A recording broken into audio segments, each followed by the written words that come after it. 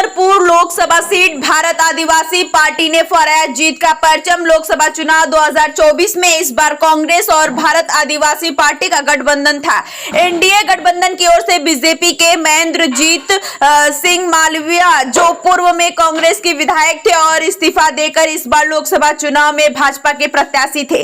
भाजपा प्रत्याशी मालविया और भारत आदिवासी पार्टी के उम्मीदवार राजकुमार रोत का मुकाबला था। आज वोटों की गिनती पहले पोस्टल बैलेट से हुई, वहीं भारत आदिवासी पार्टी प्रत्याशी लगातार अपनी बढ़त बनाए हुए थे। स्टार न्यूज़ प्लस के लिए राजस्थान के बसवाड़ा से अरुण जोशी की रिपोर्ट। इस लोकसभा चुनाव में आपने एज एक उत्साह के रूप में एक मतदान किया और भारी बहुमत से जिताया। उसके लिए संसदीय क्षेत्र बांसवाड़ा की समस्त जनता और भारत आदिवासी पार्टी के समस्त कार्यकर्ता, साथ ही इंडिया अलायंस के जो साथी हैं, इन दोनों पार्टियों के पदाधिकारी कार्यकर्ताओं को धन्यवाद देना चाहूँगा। सारे समस्त वोटरों को धन्यवाद देना चाहूँगा। ये चुनाव एक ऐतिहासिक चुनाव रहा है। बांसवाड़ा चुनाव एक नॉर्मली जो लोकसभा चुनाव होता है उस तरह का चुनाव नहीं था, एक ऐतिहासिक चुनाव था। ये चुनाव ही क्षेत्र का भविष्य, इस क्षेत्र के आने वाली युवा पीढ़ी का भविष्य तय करने वाला चुनाव था और जनता ने ठान लिया था। मैं एक शब्द में कहें, मैं अधिकतर चुनाव में कहता था कि इस बार हम चुनाव में इस बार रगड़ा निकाल रहे थे और इस बार यहाँ की जनता ने और हमने रगड़ा निकाल दिया तरीके से। और साथ ही उपचुनाव बागीदोरा की अगर बात करें, बागीदोरा में भी जोरदार तरीके से रगड़ा निकाल दिया। कहते हैं कि वो तूफान आता है, बारिश आती है तो जो भी कचरा होता है सारा धुल जाता है। तो इस बार उपचुनाव बागीदोरा और लोकसभा बांसवाड़ा में शानदार, मतलब हमारे कार्यकर्ताओं ने, पदाधिकारियों ने, आम जनता ने भी खुद को अपने आप को राजकुमार समझ के अपने आप चुनाव लड़ रहे, इस तरह से मेहनत किया और शानदार परिणाम आया। मैं आपके चैनल से पुनः सभी को धन्यवाद देना चाहूँगा।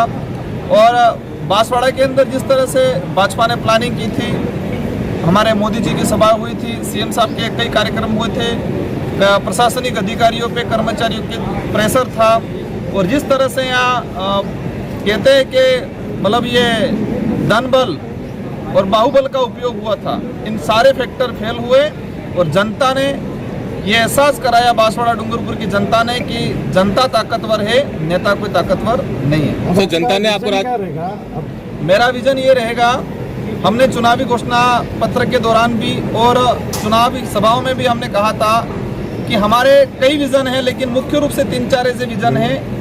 सबसे पहला हमारा रहेगा जो संवैधानिक जो प्रावधान है, उन संवैधानिक प्रावधानों को आज तक धरातल पे इस इलाके में लागू नहीं किया गया है, तो उन संवैधानिक प्रावधानों को धरातल पे लागू करा जाएगा। साथ ही एजुकेशन के मामले में हम डूंगरपुर बांसवाड़ा की अगर बात करें तो यहाँ एजुकेशन बिल्कुल ग्रामीण इलाकों में ठप पड़ा हुआ है, तो एजुकेशन में बेस्ट काम करने की हम पूरी कोशिश करेंगे और अच्छा एक क्रांति लाएंगे। यहाँ पर गुजरात के लिए पलायन होते हैं लोग अधिकतर, तो हमारी कोशिश रहेगी कि इस पलायन को रोका जाए। हमारे जो बेरोजगार भाई हैं, शिक्षित बेरोजगार हैं, इन सारे लोगों को कहीं न कहीं स्थानीय स्तर पे रोजगार देने का बड़ा प्लान लाएंगे। पेयजल को लेके, एग्रीकल्चर को लेके, और सबसे बड़ी समस्या हमारे सामने आ रही है कि इस इलाके में अगर गवर्नमेंट से हम डाटा उठा के देखते हैं और ग्रामीण इलाकों में धरातल पे जाके भी देखते हैं तो कुपोषण तेजी से बढ़ रहा है। तो मेरी प्राथमिकता ये रहेगी कि इस इलाके में कुपोषण पे काम किया जाए, सेंट्रल गवर्नमेंट से अच्छी से कोई स्कीम लागू करके ट्राइबल इलाके में कुपोषण को दूर किया जाए। इस तरह के अनेक प्लान हैं। हमारे पार्टी के पदाधिकारी समस्त लोग मिलकर एक विजन के साथ हम चुनाव लड़े थे और विजन के साथ ये 5 साल निकालेंगे।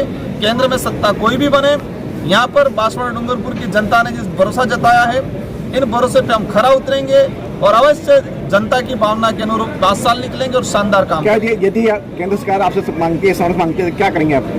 देखो, अभी परिस्थितियाँ क्लियर, मतलब कहते हैं कि स्पष्ट नहीं हुई है, क्या बनेगा क्या नहीं बनेगा अभी 3-4 बजे तक, क्योंकि पूरे देश लेवल का जो चुनाव है अभी आंकड़ा ऊपर नीचे हो रहा है, तो शाम को 4 बजे तक, 4-5 बजे तक क्लियर होगा। इसके बाद ही हम हमारी ओर से कह पाएंगे कि हम क्या करेंगे क्या नहीं करेंगे। साथ ही हमारे पार्टी के पदाधिकारी इंडिया अलायंस में हैं, तो हमारे पार्टी के पदाधिकारी तय करेंगे हमको किस तरह से आगे करना है, तो पार्टी के गाइडलाइन के अनुरूप काम फेल्योर मानते हैं आप?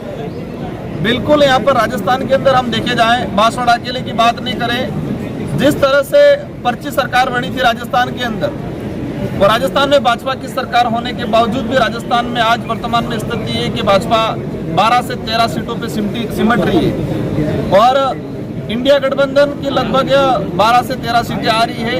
इससे क्लियर होता है कि पर्ची सरकार बिल्कुल फेल हुई है। यहाँ का आम जनता, आम कार्यकर्ता, किसी भी पार्टी का पदाधिकारी, भाजपा के भी पदाधिकारी कार्यकर्ता नाराज थे क्योंकि एक तानाशाही सिस्टम अपना रखा था। लोगों की भावना के अनुरूप जो एमएलए चुन के गए थे राजस्थान के अंदर, भाजपा के थे, उन भाजपा के एमएलए से भी उन्होंने सुझाव नहीं लिया था, उनको एक पर्ची पकड़ा दी गई थी और इसी का नतीजा है कि जनता ने इस लोकतंत्र की ताकत को बताया इस बार। Thank you. ये पार्टी आलाकमान ने निर्णय लिया है कि हम लोकतंत्र, संविधान बचाने के लिए, लोकतंत्र को बचाने के लिए, देश में तानाशाही सरकार को हटाने के लिए हमने इंडिया अलायंस बनाया और हमने भारतीय जनता पार्टी को हराने का संकल्प लिया। इसलिए हमारे पार्टी आलाकमान को यह लगा कि वहां पर भारतीय जनता पार्टी हारेगी तो एक उम्मीदवार होने से ही हारेगी। इसलिए हमने वहां पर विधानसभा में बांसवाड़ा, बागीदोरा में और लोकसभा बांसवाड़ा में, बांसवाड़ा डूंगरपुर का एक लोकसभा है, उसमें हमारे उम्मीदवार को नई उम्मीदवार मान करके हमने उनको बाप को समर्थन दिया, बाप पार्टी को समर्थन दिया। अब फार्म उठेगा नहीं उठेगा ये काल्पनिक सवाल है, अभी 3 बजे थे, इसलिए इस पर मैं कोई जवाब नहीं देना चाहता।